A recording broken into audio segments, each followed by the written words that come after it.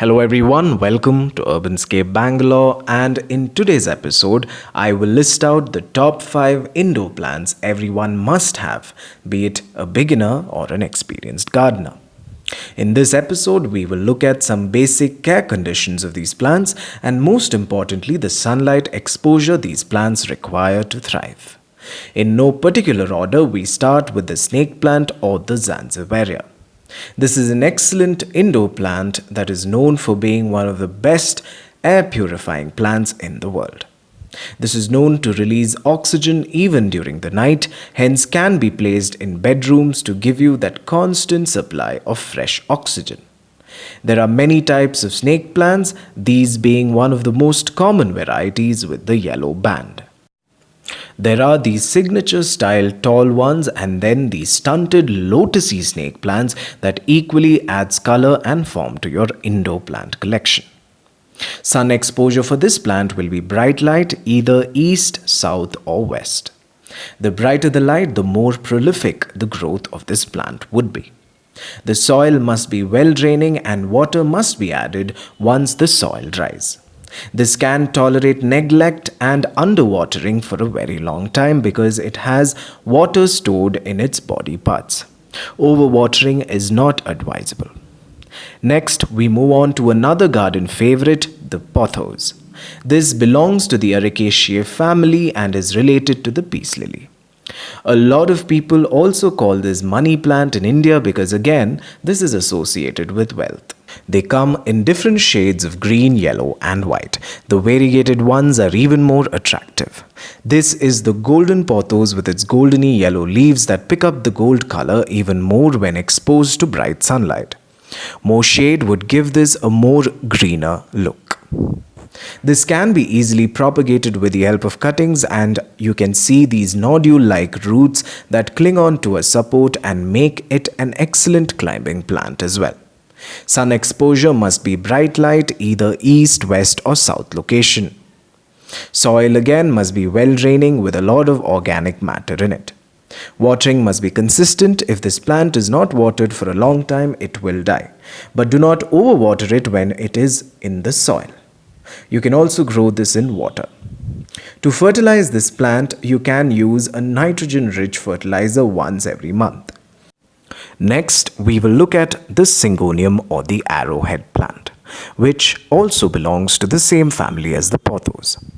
These are the two common varieties grown at home, the pink and the green variegated type. They can grow bigger leaves like this when grown in big containers. They are a climbing vine if supported properly. They can either be grown in water or in the soil.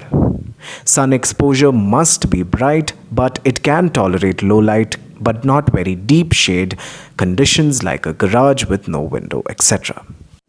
Soil must be organically rich and well draining. Adding compost will make this plant give out more leaves. Watering is basic, but this is a very thirsty plant, especially during summers. So make sure that the soil is consistently wet during summer and you can reduce watering during winter. Next, we move on to this versatile Zizi plant, which is excellent if you have low light conditions. This can even grow with just artificial light.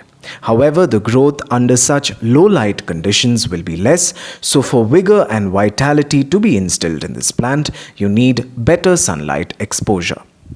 This plant can survive under utter neglect. You can leave this plant not watered for at least 7 to 8 months.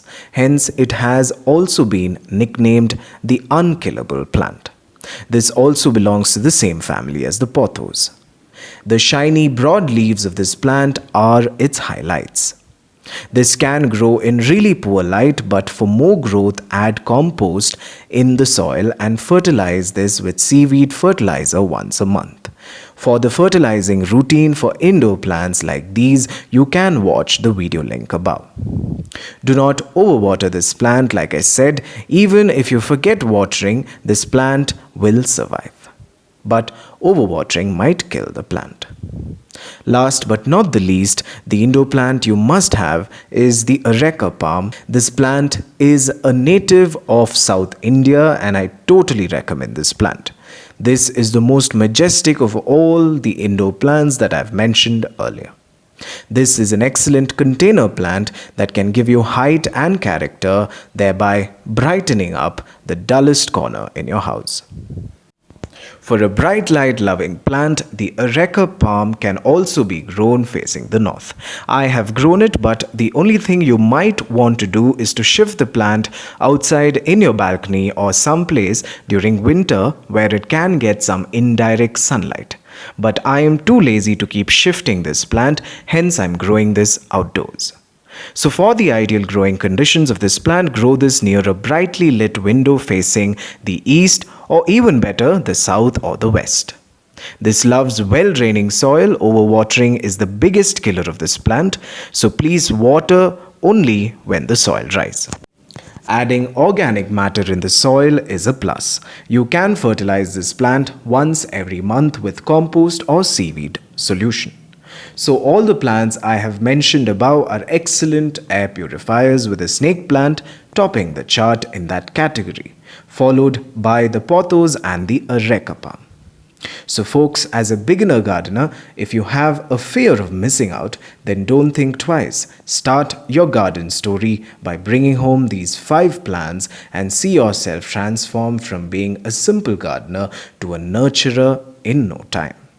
With this, we have come to the end of yet another episode of Urbanscape Bangalore, and if you like this video, then please like, share and subscribe.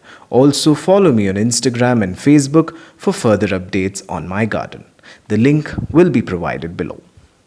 Thank you for watching, and until we meet again, goodbye.